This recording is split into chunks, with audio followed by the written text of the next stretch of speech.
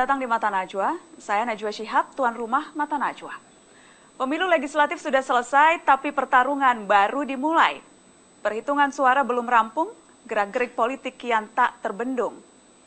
Berdasarkan hitungan sementara, para pelobi langsung bergerilya.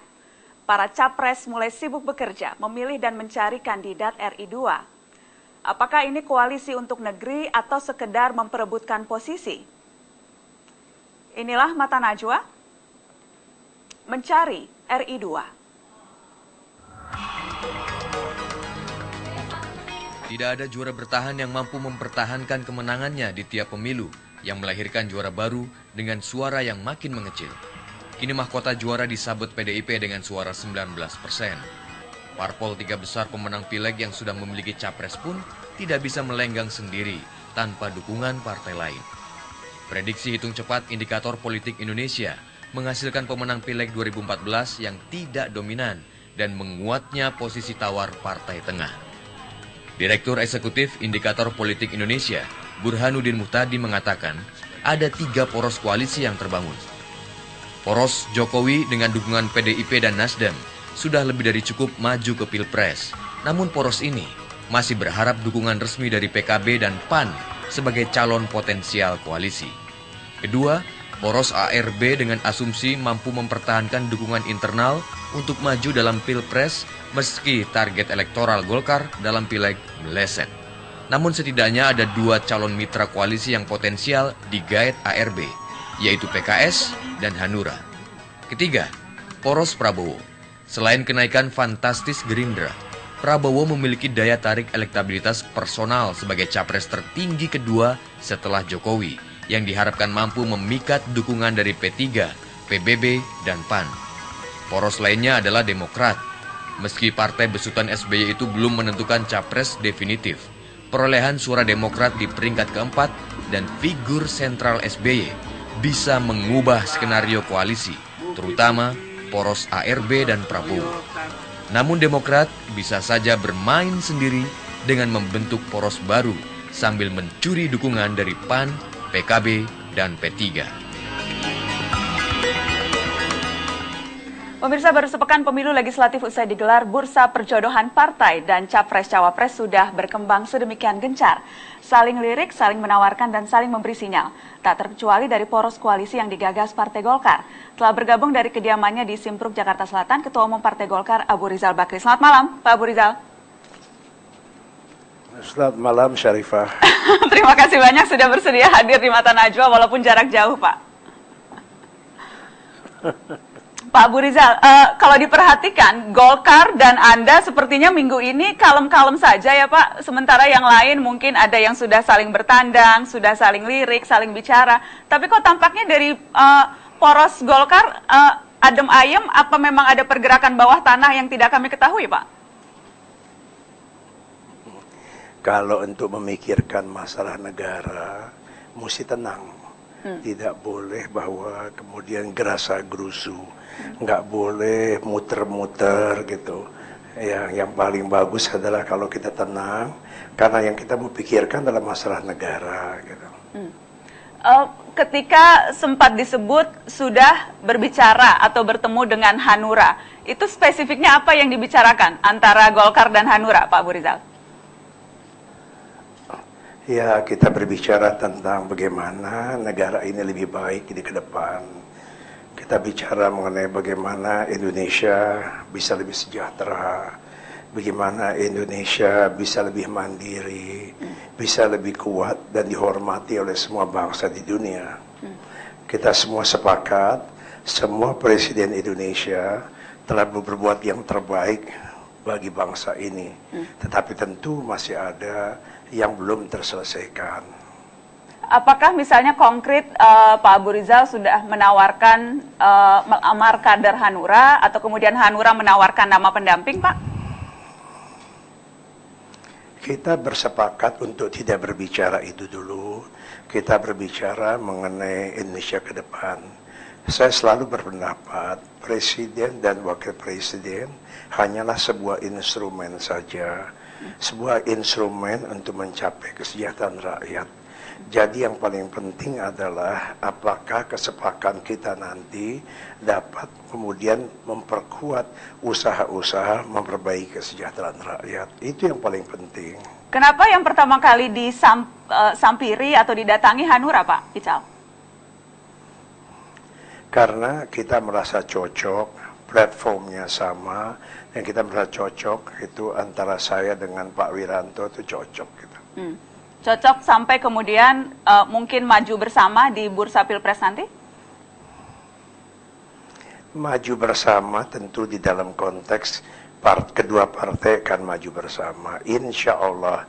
Kita pun belum sampai satu kesepakatan yang final, tapi sudah ada pengertian bersama.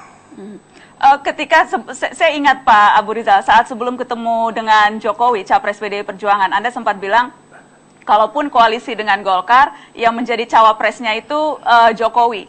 Itu sempat Anda sebutkan juga di kampanye tanggal 18 Maret. Itu guyonan Pak Abu Rizal atau memang serius berpikir Pak Jokowi mau jadi wakilnya Abu Rizal Bakri? Ya tentu kalau kita lihat mau atau nggak mau kan itu ya tanya kepada Pak Jokowi gitu.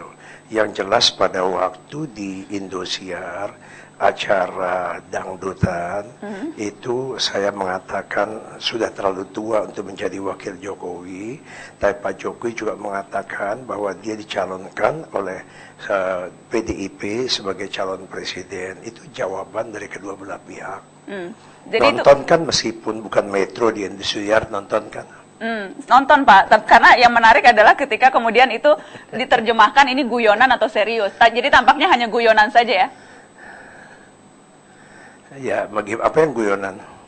Bahwa Jokowi akan bersedia menjadi orang nomor 2 bersama dengan Partai Golkar dan Capresnya. Oh, saya tidak pernah menyatakan Jokowi akan mau jadi calon, tapi yang jelas saya katakan bahwa saya katakan mana mungkin gitu di dalam waktu di dalam dangdutan itu. Abu Rizal for Presiden itu sudah harga mati, Pak Abu Rizal? Ya begitulah. Saya kira kecuali diganti di dalam Rapimnas berikutnya, maka itu telah merupakan tugas yang harus dilaksanakan oleh Ketua Umum Partai Golkar selaku calon presiden yang ditugaskan oleh Partai Golkar. Adakah kekhawatiran itu akan dievaluasi dalam rapat yang akan segera digelar? Oh, nggak ada. Yang ngomong itu orang yang nggak punya hak suara. Yang bicara. Yang menarik adalah siapa kira-kira calon yang bisa diajak untuk maju. Tapi setelah pariwara, Pak Abu Rizal, kita akan lanjutkan setelah pariwara. Tetap di Mata Najwa, kami akan kembali sesaat lagi. Insya Allah.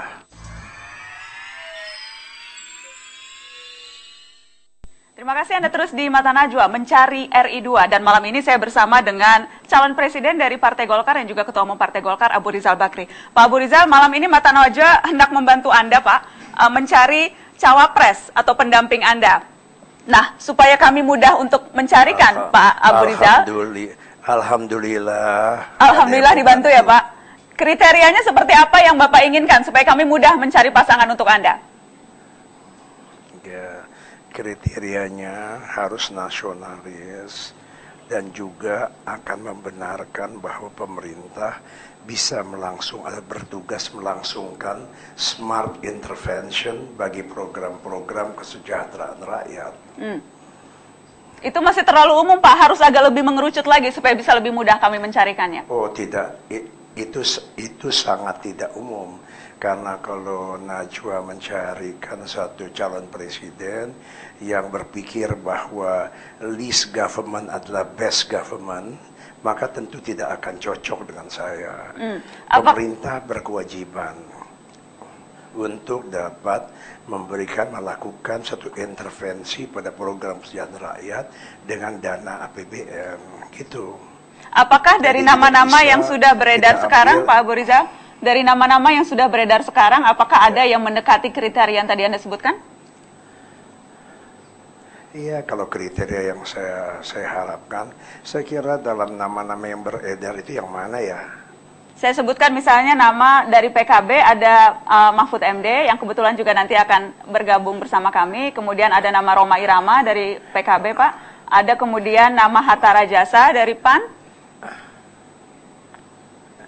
Kalau nama-nama itu saya kenal semua, dan itu 6 orang-orang yang bersama-sama saya berpikir untuk kesejahteraan rakyat, pemerintah harus melakukan tanggung jawabnya dengan memberikan dana yang cukup bagi program kesejahteraan rakyat. Sehingga pembangunan itu bukan saja satu pembangunan dengan satu ekonomi growth tinggi, tetapi juga dengan pemerataan. Sekolah 12 tahun misalnya harus gratis, itu harus kita lakukan gitu. Pak Abu Rizal, selain bertemu dengan Hanura dan petingginya, apakah memang sudah melakukan pertemuan katakanlah dengan Partai Demokrat, Pak? Sama Partai Demokrat belum. Saya dengar sudah telepon-teleponan dengan Pak SBY tadi sore, betul Pak? Belum ada, belum telepon-teleponan ke beliau gitu. Mungkinkah misalnya koalisi itu terjadi dengan Partai Demokrat? Semua dimungkinkan dalam politik. Politik itu kan selalu cair. Semua dimungkinkan asal semuanya mempunyai satu niat yang sama untuk memperbaiki Indonesia ke depan, meneruskan program-program yang baik, mengurangi atau meniadakan yang tidak baik. Begitu aja. Kalau itu sama platformnya, saya kira semua bisa ajak kerjasama. Ada kemudian nama-nama yang beredar dari peserta konvensi. Adakah yang menarik hati Anda, Pak Abu Rizal? Nama-nama peserta konvensi. Ada juga Pak Dahlan Iskan di sini nanti. Ada berapa sih jumlahnya? 11 kalau nggak salah ya. Betul. Anak peserta konvensi. Betul 11 ya. Nama-namanya tentu semua menarik gitu. Ada yang pengalaman dalam pemerintahan, ada yang pengalaman dalam bidang bisnis, ada yang pengalaman dalam bidang politik. Semua nama-nama yang menarik gitu. Spesifik soal nama Pak Dahlan Iskan, apakah ada komentar tertentu, Pak? Karena akan bergabung juga di Mata Najwa nanti. Ya, beliau itu kan businessman yang kemudian menjadi seorang menteri, seperti saya dulu businessman menjadi 2 kali Menko gitu. Jadi kita sama, pandangannya juga pasti sama. Pak Abu Rizal, pengalaman sejarah menunjukkan dalam 2 kali pemilu seringkali dinilai Partai Golkar tidak solid memajukan calonnya di 2004 dan juga di 2009. Apa strategi yang akan Anda lakukan berbeda sekarang untuk memastikan seluruh kekuatan partai Anda memang mendukung Abu Rizal Bakri? Insya Allah semua solid. Jadi kalau kita lihat dari semua itu, saya belum melihat ada satupun dari Partai Golkar yang telah ditawarkan oleh partai lain untuk menjadi satu calon wakil presidennya. Insya Allah semua solid. Kita semua solid kok. Suara-suara yang dikeluarkan, katakanlah oleh Pak Akbar Tanjung, yang secara terbuka mengatakan siap menjadi calon wakil presiden, itu bagaimana Anda menyikapinya, Pak? Nggak apa-apa, siap menjadi wakil presiden kalau ada yang minta ya gitu. Tidak akan mengganggu proses pencalonan Anda? Ketua Dewan Pertimbangan Partai Golkar? Enggak lah, kalau kita lihat beliau kan juga bilang bahwa siap menjadi wakil presiden kalau ada yang meminang. Kan sampai sekarang belum ada yang meminang. Dan rasa-rasanya menurut Anda tidak akan ada yang meminang, jadi Anda tidak khawatir begitu, Pak? Saya nggak tahu. Saya nggak tahu bagaimana ada yang meminang atau enggak. Namanya hati masing-masing. Kalau kita kawin kan orang yang tahu cuman yang perempuan sama yang laki. Apakah banyak yang mengatakan nanti awal Mei nanti Pak, Rapimnas atau Rapimsus Partai Golkar itu berpotensi evaluasi yang akan dilakukan, termasuk diantaranya adalah evaluasi pencapaian target Partai Golkar di pemilu legislatif. Kalau kemudian itu akan diubah sedemikian rupa sampai kemudian mengubah pencapresan? Anda Syarifah nanyanya dari mana gitu. Kalau nanyanya sama orang punya hak suara, jangan nanya sama orang yang cuma ngomong nggak punya hak suara, kan gitu. Kalau Pak Akbar Tanjung misalnya itu punya hak suara tidak Pak Abu Rizal? Pak Akbar dia ketua Dewan Pertimbangan, beliau tidak mempunyai hak suara. Jadi hanya akan menjadi bumbu-bumbu dalam pembahasan di Mukernas nanti? Iyalah, kan namanya juga Dewan Pertimbangan, memberikan pertimbangan, diminta atau tidak diminta. Pertimbangan itu tentu selalu dipikirkan oleh Partai Golkar, tapi belum tentu dituruti. Belum tentu dituruti. Jadi Anda masih percaya bahwa seluruh kekuatan Golkar akan solid mendukung pencalonan Abu Rizal Bakri? Solid, Syarifah, jangan takut. Tidak takut ya Pak? Jadi Anda juga tampaknya memang tenang sekali, tidak takut siapapun akan menggoyang. Baik, Pak Abu Rizal Bakri, terima kasih banyak waktu Anda. Tunggu dulu, satu hal terakhir saya mau kasih tahu. Tren daripada suara Partai Golkar, dari mulai reformasi sampai sekarang ada menurun. Barulah pada 2014 ini terjadi rebound, penaikan suara Partai Golkar.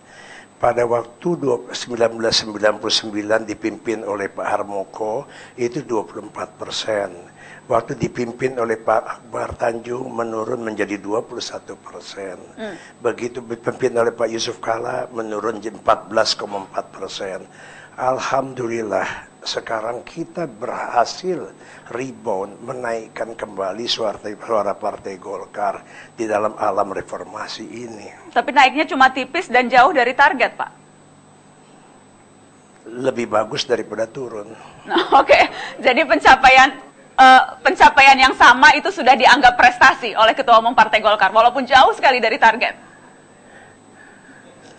Betul, bos prestasi, karena kalau kita lihat pada waktu zamannya Pak Akbar, Pak Yusuf Kalla, kan trennya menurun. Sekarang menaik. Kalau di dalam harga saham dia udah kembali rebound ke atas gitu loh. Jadi 5 tahun yang akan datang pasti Partai Golkar akan naik lebih tinggi lagi. Naik lebih tinggi lagi. Pak Abu Rizal, kapan kira-kira masyarakat umum akan bisa tahu hasil dari kasakusuk koalisi ini? Apakah memang setelah Rapimnasus? Saya ulang ya Pak. Coba ulangin. Apakah kapan kita akan tahu posisi Partai Golkar yang fix? Setelah Rapimnasus dilakukan atau kapan Pak? Setelah Rapimnasus itu akan dilakukan nanti sebelum nanti kita mendaftarkan diri gitu. Jadi yang kita akan mengetahui yaitu pendaftaran 18 sampai 20 Juni yang akan datang kita sudah tahu saya akan berpartner dengan siapa.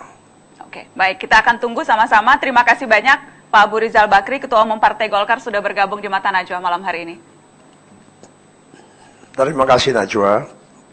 Baik, pemirsa tetaplah di Mata Najwa mencari RI2. Saya akan bergabung dengan 2 nama yang disebut-sebut santer menjadi capres ataupun cawapres dan juga 2 orang konsultan politik sesaat lagi setelah pariwara.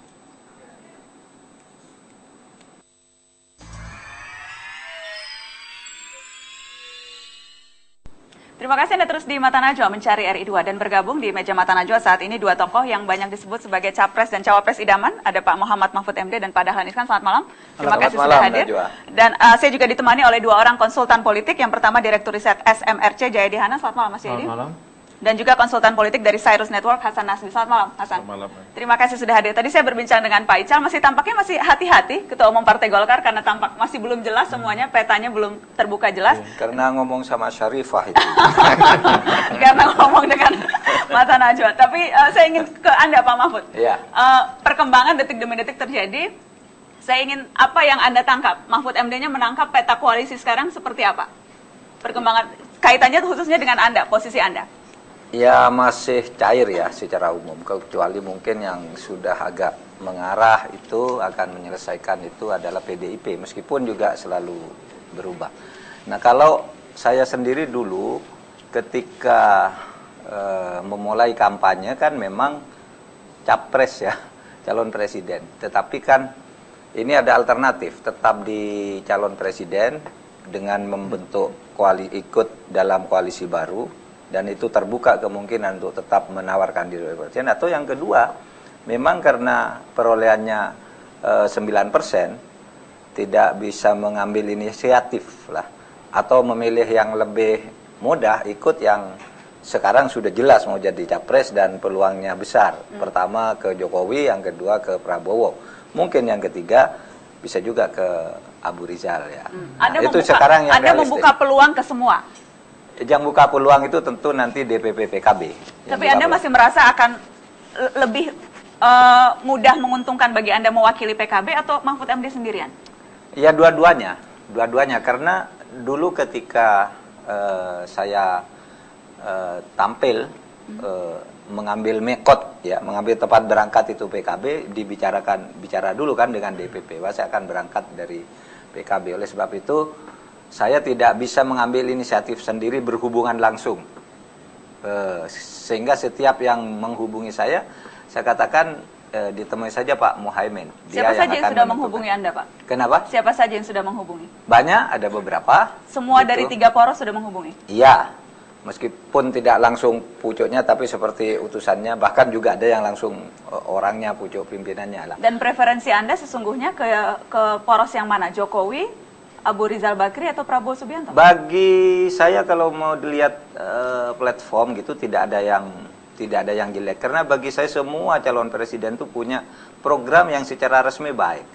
Menurut saya yang lemah sampai saat ini adalah eksekutornya gitu, sehingga saya tidak perlu menilai cocok dengan A, cocok dengan B, semuanya itu bagus, cocok saja semua platform yang mereka pakai, sehingga saya seumpama bergabung dengan mereka, bagaimana ikut mengeksekusi semua program-program dan kebijakan yang digariskan oleh calon presiden atau walaupun pasangan kemudian calon timbul kesan Wapres. siap dengan siapapun, kesan yang lain yang ditangkap, yang penting berkuasa dengan siapapun. Tidak juga, kalau di dalam kalimat orang-orang NU itu ada dalil ya. Mala yudroku kulluhu la yudroku kulluhu. Kalau kamu tidak dapat yang terbanyak, jangan buang peluang yang sisa, karena disitulah engkau bisa berperang. Itu dalil-dalil yang lazim dipakai oleh orang-orang NU di pesantren. Kalau di dalam kalimat umum, sejumput kekuasaan itu lebih penting daripada segudang idealisme. Anda punya idealisme banyak tapi tidak punya kekuasaan sedikit pun, tidak ada gunanya. Jadi itu yang Anda kejar sekarang, sejumput kekuasaan. Itu ada gium seperti itu. Artinya kalau kita mau berjuang, sepulang yang terbanyak ambil. Tetapi kalau yang terbanyak tidak mungkin, karena rakyat sudah membuat vonis itu. Yang terbanyak itu miliknya Jokowi, yang terbanyak itu miliknya Prabowo, yang terbanyak miliknya partai apa gitu. Kan yang tersisa ini harus diambil. Oke. Itu prinsip perjuangan, bukan hanya kekuasaan. Itu tadi kata sejumput kekuasaan itu ada di dalam adagium politik. Oke. Kalau lagi Imam Al-Ghazali yang juga dipelajari politiknya itu mengatakan kemunduran umat Islam itu sering merasa besar pada hal kecil. Kemudian salah satu, tidak peduli terhadap kekuasaan. Artinya Anda mau bilang Anda tahu diri, tahu posisi, dan akan mau menyesuaikan. Tentu, iya. Karena saya katakan semua calon presiden itu platformnya bagus, dan resminya itu tertulis semua platform itu untuk memajukan kesejahteraan rakyat Indonesia. Nanti tinggal eksekusinya kan. Saya akan minta komentar 2 konsultan politik kita, tapi saya mau ke Pak Dahlan dulu. Pak Dahlan, yang jelas kalau kita bicara konvensi, informasi yang beredar, SBY sudah memutuskan konvensi jalan terus, walaupun perolehan Partai Demokrat tidak akan cukup untuk mengajukan capresnya sendirian. Saya ingat Anda pernah bilang, disudahi saja konvensi ini. Itu Anda masih pada posisi apa nih mengenai konvensi? Akan ikut alur saja atau merasa sudah sia-sia ikut konvensi? Karena saya sudah terlanjur ngomong ke Najwa dulu, bahwa status saya ini sudah saya turunkan dari menjemput takdir menjadi menunggu takdir. Saya masih ingat, Pak. Ya, jadi saya masih seperti itu. Jadi saya tidak aktif kemana-mana, saya tidak kasak kusuk kemana-mana, saya pasif dan saya menekuni apa tanggung jawab sekarang yang saya lakukan. Bahwa konvensi diteruskan, ya silahkan, dihentikan silahkan. Saya sudah menyerahkan itu semua kepada Pak SBY dalam catatan saya kepada beliau. Tapi Anda masih ada gairah tidak Pak Dahlan untuk ikut dalam konvensi? Kalau itu diteruskan, ya masih, meskipun begini, saya sebetulnya pengen konvensi itu bisa menarik masyarakat untuk menaikkan suara Partai Demokrat dengan cara konvensi itu supaya menarik begitu. Tetapi kan saya juga harus ikut aturan-aturan di konvensi itu. Karena itu misalnya kalau di konvensi saya tidak pakai baju seragam, saya pakai baju putih dan pakai dasi merah. Maksud saya supaya jangan seperti anggapan banyak orang, ini para akademisi pada bilang bahwa konvensinya seperti anak-anak TK yang dijejer-jejer, misalnya begitu, karena semuanya pakai topi yang sama, pakai baju yang sama. Nah, saya pengen suara-suara seperti itu dihilangkan supaya konvensi ini menarik. Yang kedua bahwa saya juga mengirim catatan kepada Pak SBY ketika konvensi sudah berlangsung kira-kira 2/3 jalan. Saya sampaikan kepada beliau begini, Pak, konvensi ini kok kurang menarik ya. Mungkin karena sampai hampir berakhir konvensi, pesertanya masih 11. Kalau di Amerika itu kan ada eliminasi? Tidak. Di Amerika tidak eliminasi. Di Amerika itu setiap tahap ada yang mengundurkan diri. Tahap berikutnya lagi ada yang mengundurkan diri. Begitu ya? Nah, begitu. Nah, tapi di konvensi Partai Demokrat ini sampai hampir berakhir kok tidak ada yang masih tetap 11 begitu. Karena itu saya sampaikan kepada Pak SBY, Pak, bagaimana kalau saya saja yang mundur, kemudian bukan karena ngambek, bukan karena sakit hati, bukan karena tidak puas, tapi supaya seperti kayak di Amerika itu, supaya konvensi ini pesertanya semakin sedikit, supaya menarik begitu. Nah, sehingga saya mundur, kemudian saya akan mengendorse siapapun yang Pak SBY inginkan. Misalnya, Anda sudah tahu sebetulnya SBY menginginkan siapa? Saya tidak tahu, bahwa suara-suara di luar sangat keras, saya tidak terlalu percaya, karena saya tahu Pak SBY punya prinsip-prinsip sendiri. Tetapi supaya betul-betul konvensi menarik saja, supaya jadi berita terus. Berarti tadi gitu. Pertanyaan saya masih bergairah apa tidak bergairah lagi? Kalau diteruskan ya saya ikuti sampai selesai, karena itu janji saya pada saat ikut konvensi. Akan ikut sampai Ya. selesai. Sebetulnya konvensi itu akan menarik kalau orang seperti Pak Mahfud, seperti Pak JK, seperti Bu Risma, seperti Pak Rusdi Kirana. Jadi Anda merasa lawan-lawan Anda di konvensi itu tidak terlalu menarik, padahal itu yang Anda ingin katakan? Enggak juga, tapi pengaturannya menurut saya, ya itu tadi banyak akademisi bilang kayak anak-anak TK yang dijejer-jejer ya, begitu kan, saking banyaknya saking monotonnya gitu. Anda melihat sesungguhnya Pak Dahlan sosok SBY dalam pertarungan Pilpres di 2014 ini itu seperti apa? Apa peran yang bisa diharapkan? Selain tentunya Ketua Umum Partai Demokrat 10%, tapi seharusnya bisa melakukan peran apa? Ya, banyak orang bilang bahwa faktor SBY itu masih sangat besar. Pertama, beliau tetap presiden.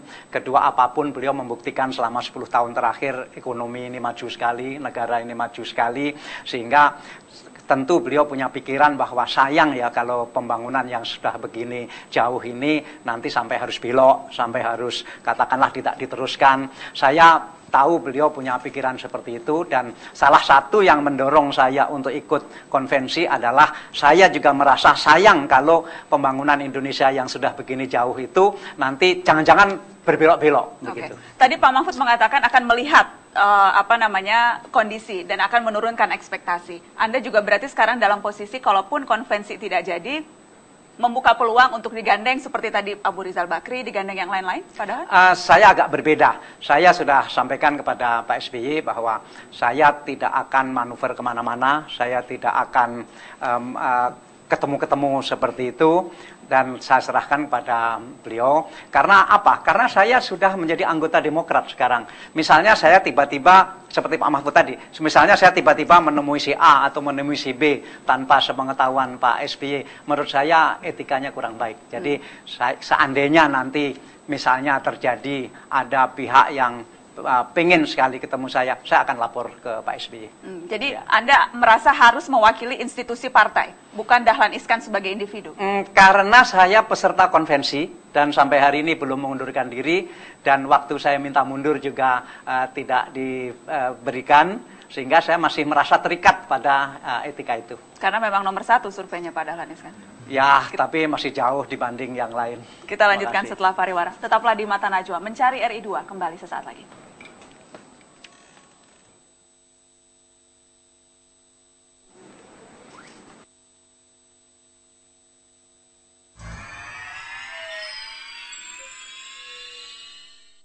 Terima kasih Anda terus di Mata Najwa mencari RI2. Mas Jayadi Hanan, saya ingin minta Anda mengomentari, bukan mengomentari, memberi saran konkret nih, Direktur Riset SMRC.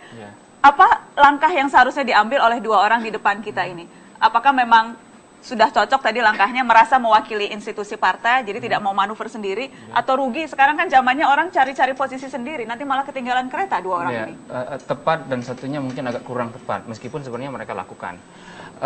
Yang pertama soal mewakili institusi partai. Saya kira memang dalam suasana masih cair sekarang, memang sebaiknya berbicara mewakili institusi partai.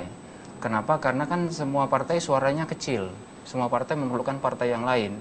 Jadi akan sulit sebuah partai hanya mencari calon berdasarkan figur satu itu saja tanpa ada partai di belakangnya. Walaupun misalnya kalau PKB bukan hanya Pak Mahfud, ada yang lain-lain, jadi mungkin saja ditelikung yang lain. Ya, nanti itu kesepakatan internal di PKB kan begitu. Bagaimana, siapa yang akan dimajukan sebagai suara institusi.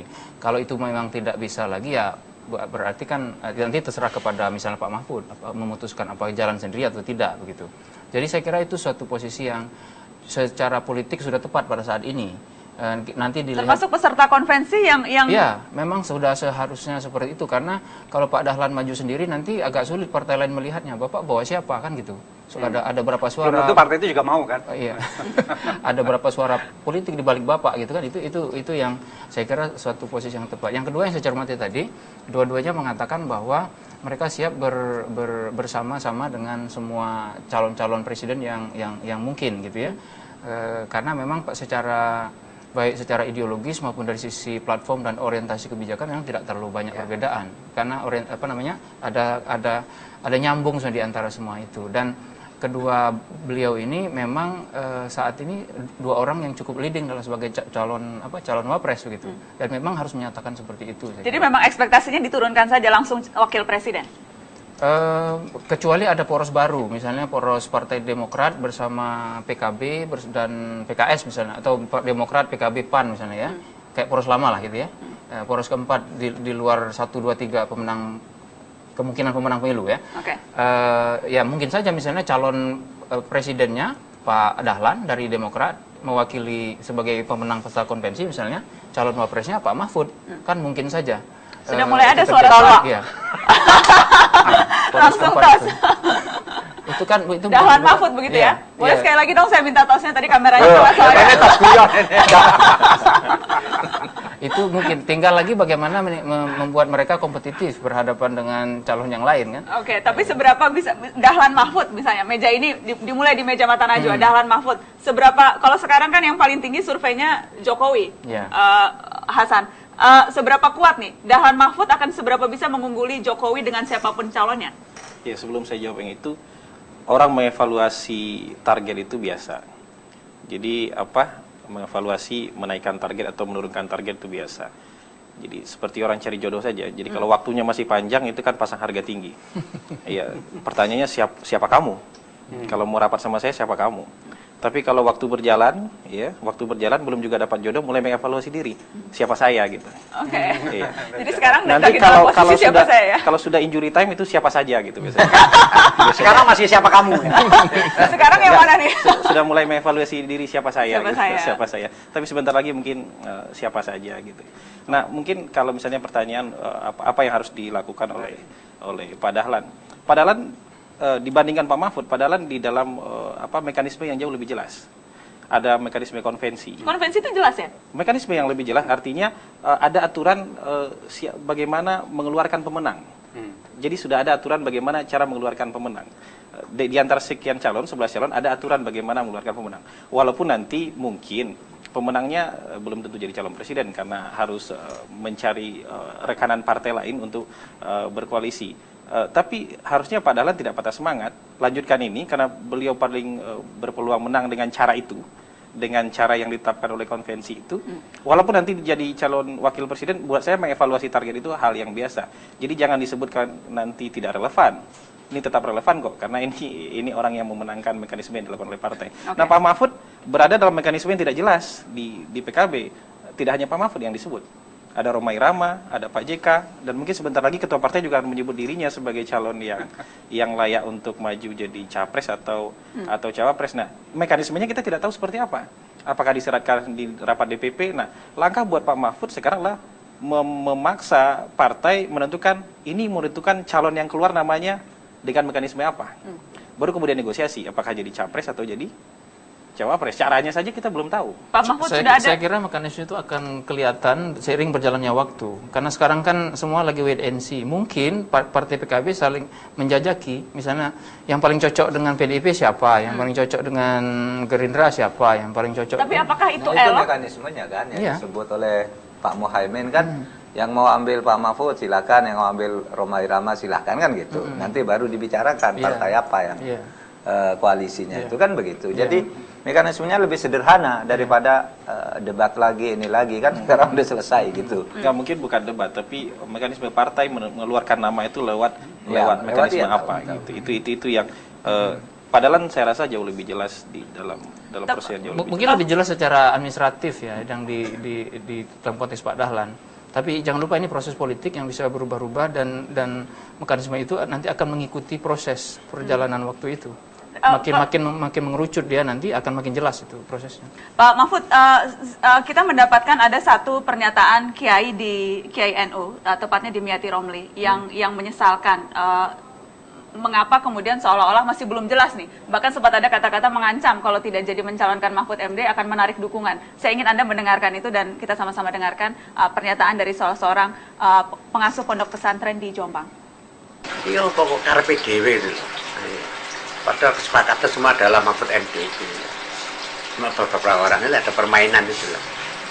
Permainan, maksudnya permainan ada campur tangan dari masing-masing kepentingan. Jadi istilah yang umum ya, wani piro saja itu berarti lah. Iya, barangkali sih bisa dipahami orang-orang sana, bisa memahami itu. Tapi yang nggak kuat itu. Cara umum kan sudah diketahui ya. Tokoh yang ada sekarang ini memang yang Mahfud MD itu.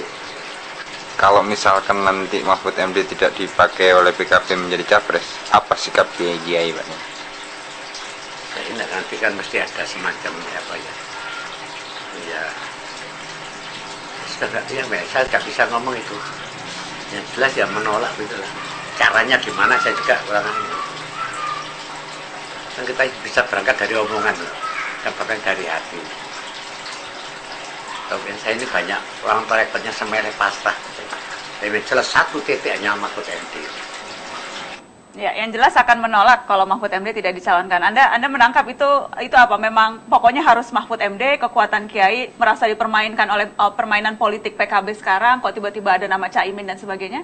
Ya, itu saya kira ekspresi dukungan yang konsisten. Karena Kiai Demyati Romli ini dulu yang menjadi tuan rumah pertemuan antar Kiai se-Jawa lintas partai, ini dari Kiai dari Golkar ini, Pak Kiai Demyati Romli. Lalu waktu itu dihadir oleh Kiai Maimun Zubair dan semua partai yang ada Kiai NU-nya itu berkumpul, lalu bersepakat Kiai NU bersepakat mengajukan Pak Mahfud. Partai apapun berkumpul mendukung Pak Mahfud. Pak Mahfud berangkat dari partai apapun kita dukung, gitu. Itu pernyataannya. Maka tadi itu adalah kesimpulannya. Mungkin wawancaranya panjang lagi bahwa ada naskah yang ini ya. Itu 19 September tahun kemarin. Jadi 4 bulan yang lalu. Ini jadi Anda merasa menambah amunisi. Jadi jangan bermain-main loh. Mahfud MD didukung oleh real. Tidak menambah amunisi. Ini amunisi lama ini. Karena sudah pernah juga tersiar dulu pada. Menurut saya ini tanda, ini indikator bahwa salah satu indikator bahwa Pak Mahfud tidak hanya menunggu sebetulnya. Ketika saya bicara Pak Mahfud itu ada orang di belakangnya kan gitu yang mendukung beliau. Jadi ketika Pak Mahfud mengatakan beliau sekarang menunggu menyalahkan ke partai, itu tidak berarti bahwa dia diam saja kan, ini tandanya kan ada dia terus bergerak gitu. Sama dengan Pak Dahlan juga, saya tahu ada padepokan demi Indonesia di mana-mana, ada, meskipun mungkin Pak Dahlan nggak tahu kan gitu. Mereka terus bergerak, jadi mereka berdua ini bukan sekedar orang yang sekedar menunggu gitu, siapa tahu kekuasaan datang kepada mereka.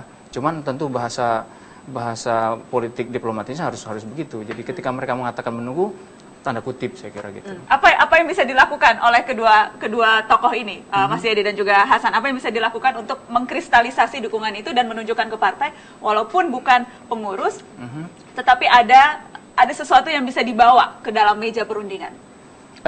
Mungkin misalnya dalam konteks Pak Dahlan menunjukkan bahwa dukungannya di masyarakat cukup tinggi misalnya kepada dalam masa-masa ini, misalnya ya.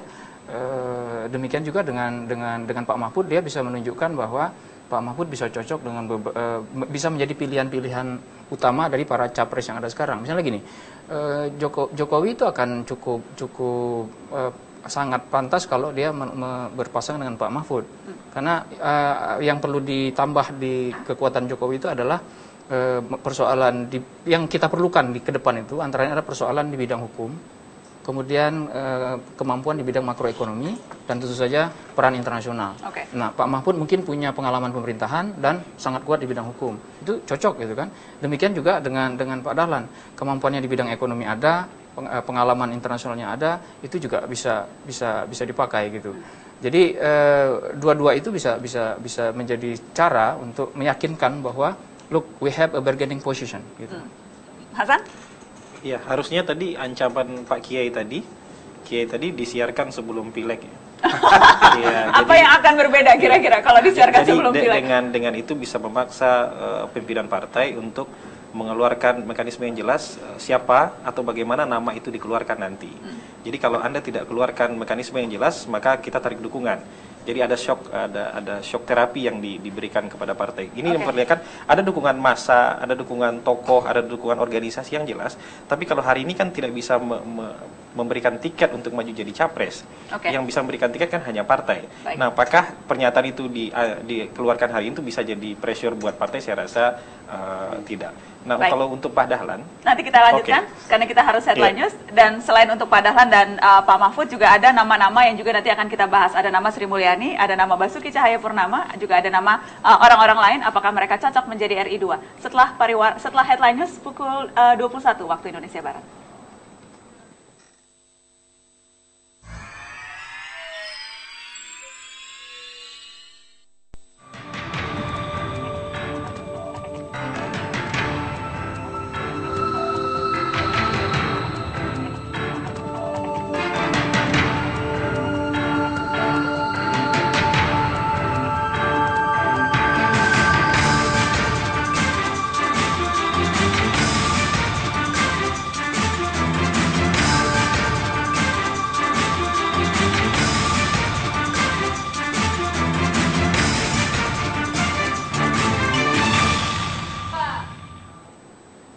Terima kasih Anda terus di Mata Najwa mencari RI 2. Saya masih bersama dengan Dahlan Iskan, Mahfud MD, dan dua konsultan politik, Hasan Nasbi dan juga Jayadi Hanan. Kalau kita bicara mencari sosok RI 2 yang ideal, dua nama Anda berdua disebut mungkin saja bisa mengisi kriteria itu. Tetapi saya ingin tahu Pak Mahfud, dalam pandangan Anda, posisi dan peran RI 2 yang seperti apa yang seharusnya bisa dijalankan secara maksimal? Kalau kita ambil contoh dalam 2 kali periode SBY, ada yang mengatakan 180 derajat berbeda wakil presidennya, Yusuf Kala dan Budiono. Mana yang ideal? Yusuf Kala dan SBY juga kurang ideal karena nampaknya tidak ini ya. Yang satu terlihat lebih banyak masuk ke intervensi ya, seperti Pak, karena terlalu aktif. Bukan jelek, cuma tidak ideal. Pak Budiono terlalu lemah malahan, tidak mengambil inisiatif. Yang bagus itu peran wakil presiden Muhammad Hatta. Muhammad Hatta dan Bung Karno itu saling mengisi betul. Mereka bisa berdebat berdua gitu, tetapi begitu keluar keputusan negara, Hatta memposisikan diri sebagai eksekutor. Jadi administrasinya rapi, kemudian diatur semuanya, jalan membantu, tidak menonjol-nonjolkan diri, meskipun di dalam ide itu, di dalam perdebatan berdua mereka, Mereka itu tajam, berdebat, tapi begitu keluar nih presiden, nih wakil presiden, Hatta itu bisa menempatkan diri dengan sangat baik. Jadi kalau nanti misalnya Anda diajak berdiskusi dengan calon presiden atau siapapun, Anda akan mengatakan saya akan melaksanakan peran seperti ini. Iya, peran seperti Hatta. Saya kira itulah sebabnya mereka disebut Dwi Tunggal, karena keluar itu sangat bagus sampai akhirnya Hatta di tahun 55 itu mengundurkan diri karena terjadi perubahan politik kan. Tetapi selama Hatta mendampingi secara resmi, dia sangat korek bersikap terhadap presiden sebagai orang yang membantu presiden, tidak menonjol-nonjolkan diri, tidak masuk membuat di luar pengetahuan presidennya dan sebagainya. Saya kira itu yang bagus agar negara ini nyaman gitu, tidak ada penilaian kok beda ya presiden dan wakilnya, kok itu terlalu intervensi. Lalu berikutnya yang kedua ini, kok tidak ada kerjaannya nih, cuma ngeresmikan ini ngeresmikan itu, kan tidak bagus juga. Oke. Gitu. Mencari RI2 yang seperti apa yang kira-kira paling ideal dari kacamata Anda, Pak Dahlan? Orang itu ya, ada tipe orang yang hanya bisa menjadi orang nomor 1. Ada tipe orang yang hanya bisa menjadi nomor 2. Tapi ada orang yang bisa nomor 1, bisa nomor 2. Karena itu misalnya seorang Panglima Kodam di militer misalnya, dia harus pernah menjadi kepala staf. Karena dengan menjadi kepala staf, dia sudah biasa menjadi orang nomor 2. Kemudian sehingga ketika dia menjadi orang nomor 1, dia sudah tahu bagaimana rasanya menjadi orang nomor 2. Nah, karena ini memang betul-betul berbeda. Tetapi yang terpenting sebetulnya satu tim kok. Kesepakatan 2 orang itu saling mengisi, itu yang terbaik. Mungkin dalam kata-kata yang sehari-hari, siapa yang akan menjadi gas dan siapa yang akan menjadi rem. Karena kalau dua-duanya gas itu juga bahaya, bisa masuk jurang. Kalau dua-duanya rem tidak jalan. Nah, sehingga ada kesepakatan di internal pasangan ini, siapa yang akan jadi gas dan siapa yang akan jadi rem. Dahlan Iskan tuh tipe yang gas apa tipe rem?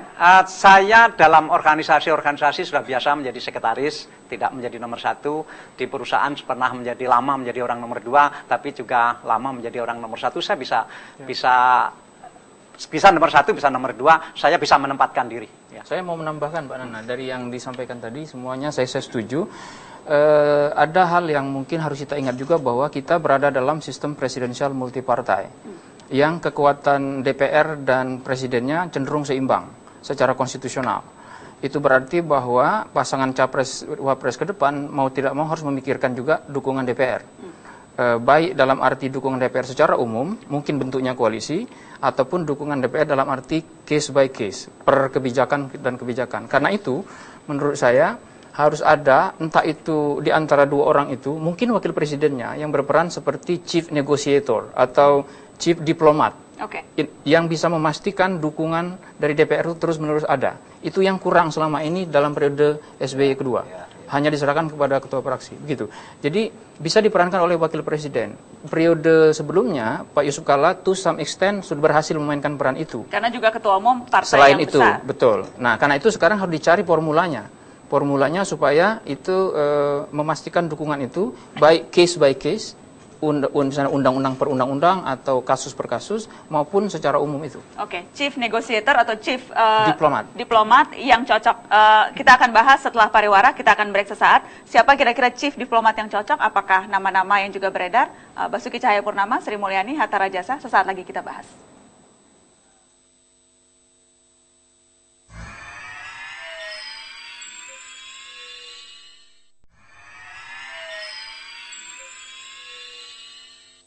Ada beberapa nama yang juga beredar kuat menjadi sosok yang mungkin saja ideal menjadi orang nomor 2. Saya ingin minta komentar dari Anda, Hasan, soal nama-nama ini. Kita mulai dari nama yang ini, Yusuf Kalla, yang namanya juga santer disebut. Ada fotonya, nanti kita akan tampilkan di layar. Bagaimana Anda menilai sosok ini dan seberapa cocok untuk mendampingi pasangan yang mana?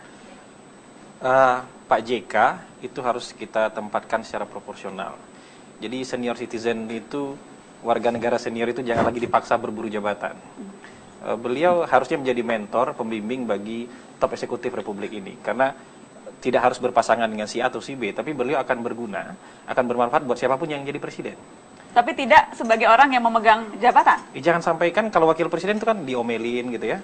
diomelin sama presidennya gitu, disuruh-suruh sama presidennya, ya kita harus tempatkan beliau di tempat yang proporsional. Namanya tapi masuk survei cawapres favorit loh. Ya oke, secara survei ya, tapi kita harus memulai sebuah tradisi baru bahwa senior citizen itu harus kita tempatkan dalam porsi yang tepat. Anda menganggapnya senior citizen karena di atas 60 tahun? Iya, gitu. Jadi kan Pak JK lahir ketika Bung Karno masih lirik-lirikan dengan Ibu Fatmawati gitu. Sementara Ibu Mega ya hari ini sudah memberikan contoh yang sangat baik untuk ditiru oleh mantan-mantan pejabat yang lain, bahwa memberikan estafet kepada generasi yang lebih muda. Anda melihatnya hal yang sama? Saya melihatnya karena kalau seseorang masih punya aspirasi untuk menyalurkan kemampuannya memperbaiki negara ini, itu tidak ada masalah begitu. Jadi dan Pak JK punya kemampuan untuk itu, punya pengalaman, punya kemampuan, dan dia punya visi tentang bagaimana membangun Indonesia dan membantu para presiden gitu. Ya kecuali kalau beliau mau jadi nomor 1 buat saya, oke. Tapi kalau jadi nomor 2 buat saya, nomor 1 sudah tertutup peluang. Iya, tapi kalau jadi nomor 2 lebih baik beliau jadi ketua Dewan Pertimbangan Presiden. Chief negotiator itu tidak harus wakil presiden, tidak harus menteri.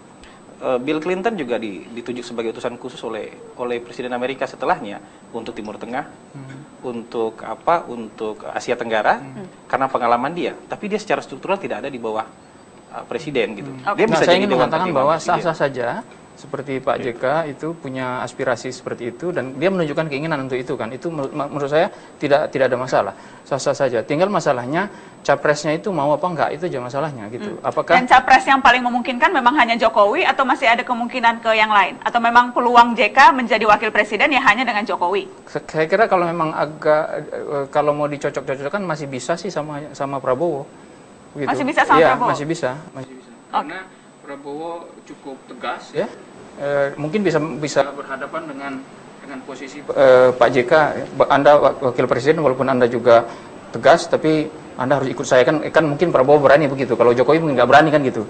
Tetapi masalahnya lagi-lagi apakah Pak JK juga mau gitu kan gitu. Oke, kita akan lihat foto yang berikutnya. Ini foto Ketua Umum PKB, Ketua Umumnya Pak Mahfud MD. Ada Muhaimin Iskandar. Yang berikutnya. Seberapa besar peluangnya, seberapa kuat, dan kalau memang iya dengan yang mana? Muhaimin Iskandar. Ya kalau dia mau, ya kan tinggal dia yang tanda tangan untuk maju jadi cawapres gitu. Gitu kalau dia mau. Untuk untuk calonnya? Pasangan dari sisi karakter. Jadi kan tidak ada standar cawapres yang berlaku untuk semua capres. Jadi kalau dengan tipikal Muhaimin Iskandar harusnya dengan capres yang sedikit lebih galak gitu.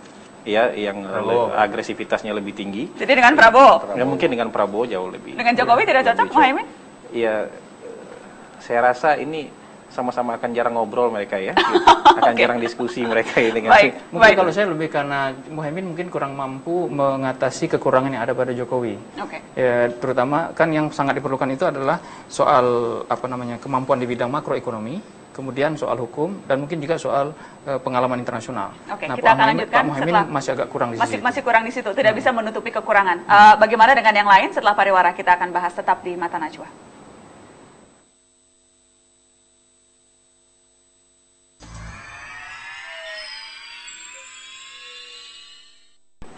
Anda masih di Mata Najwa, kami masih membahas soal peluang RI2. Peluang calon wakil presiden. Saya ingin ke Hasan, bagaimana dengan peluang wakil gubernur DKI Jakarta, Basuki Cahayapurnama, yang namanya juga disebut? Ya, Ahok itu yang jelas bukan wakil yang cocok untuk Prabowo, karena karakternya sama-sama meledak-ledak, outspoken gitu. Kerasnya juga sama, ya mungkin 1 minggu 2 minggu mereka akan jadi musuh yang sulit untuk didamaikan kalau dipasangkan sebagai pasangan. Tapi kemudian karakter yang ini memang cocok dengan orang seperti Jokowi dan sudah terbukti cocok gitu. Sejauh ini 1,5 tahun lebih di Jakarta sudah terbukti cocok. Dan jadi Jokowi Ahok jilid 2? Iya, kenapa tidak? Ya, berarti kita harus siap-siap untuk Pilgub DKI tahun 2015. Tapi seberapa mungkin itu? Seberapa mungkin Jokowi Ahok jilid 2? Harusnya mungkin saja. Kalau Jokowi boleh meninggalkan balai kota untuk jadi RI 1, kenapa Ahok tidak boleh meninggalkan balai kota untuk jadi RI 2? Mungkin potensinya ada untuk jadi wakil presiden ya, tapi menurut saya pengalamannya masih kita harus agak harus lebih apa itu lebih politically logical gitu, secara logika politik gitu, bahwa orang kalau mau jadi presiden atau wakil presiden ya harus ada pengalaman-pengalaman yang harus dia lalui Kalau dulu Jokowi gitu. wali kota, gubernur langsung presiden, lebih masuk akal Jokowi dibandingkan Ahok? Iya, lebih masuk akal Ahok kan. Ahok punya anggota DPR, pengalaman pernah nasional. jadi bupati, Punya wakil pengalaman gubernur. nasional. iya betul. Tetapi ini kan soal wakil presiden. Kalau presiden kan seringkali kita berhadapan dengan selera masyarakat kan gitu. Kalau ini kan soal wakil presiden. Kalau misalnya seorang presidennya sudah menjadi presiden hanya didasarkan pada popularitas ya, karena desakan publik, kan ada faktor-faktor lain itu, ada selera publik dan sebagainya. Nah, wakil presidennya harus menutupi kekurangan itu. Misalnya kekurangan di pengalaman pemerintahan, kekurangan di bidang pengalaman internasional. Itu harus dipenuhi oleh wakil presiden misalnya. Iya kan, kalau dalam pernikahan itu ada nikah paksa ya, zaman Siti Nurbaya. Jadi karena sudah kepepet partai A gabung dengan partai B, maka ketua partai harus gabung karena kan nikah paksa. Bisa jadi tidak cocok kemudian. Bisa jadi cocok, bisa jadi tidak cocok. Ada arranged marriage ya. Orang nikah karena diatur. Jokowi Ahok dulu diatur pernikahannya. 50-50 peluangnya. Bisa cocok, bisa tidak cocok. Tapi untuk menjalankan pemerintahan ke depan itu kan saling melengkapi itu penting.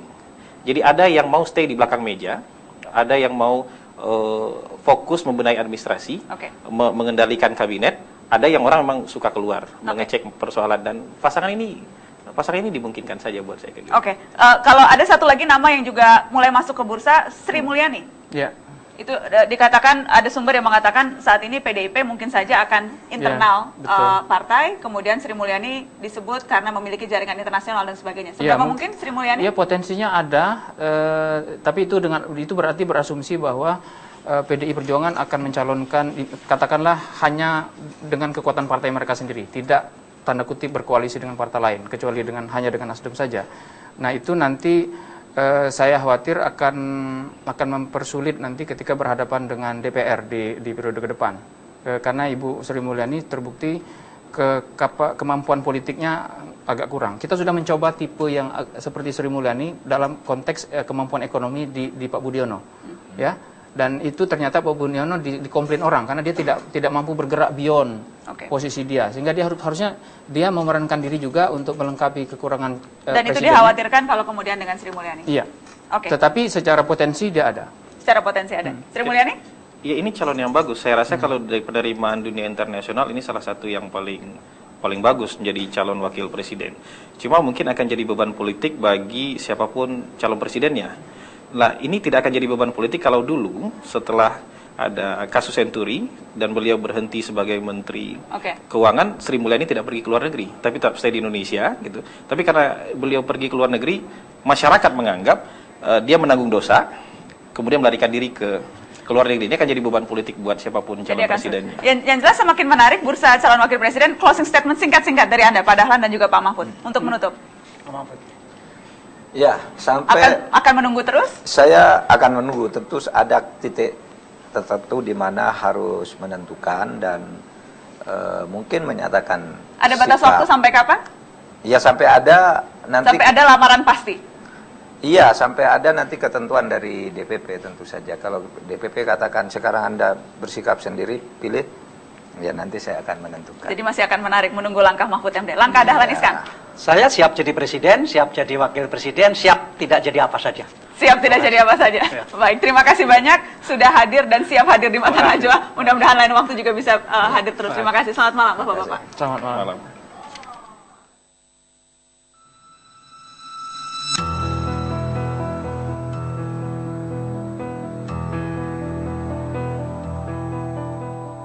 $200 juta lebih rakyat Indonesia tak bisa diurus secara ala kadarnya. Dia yang akan memimpin negeri harus punya partner yang bisa melengkapi. RI2 bukan sekedar pembantu RI1. Jadi wapres mutlak harus orang bermutu. Karakter boleh saling berbeda tapi visi jelas harus sama. RI1 dan 2 pasti hasil koalisi tapi jangan berhenti sekedar bagi-bagi posisi. Jumlah kursi pasti menentukan, tapi koalisi tak bisa abaikan kekompakan. Sebab koalisi mestinya didaya gunakan untuk mengawal dan menjaga kebijakan. Apalah arti pasangan yang populis jika di tengah jalan saling mengiris? Karena menang pilpres hanya kerja pertama. Memperbaiki negerilah yang jadi tugas utama.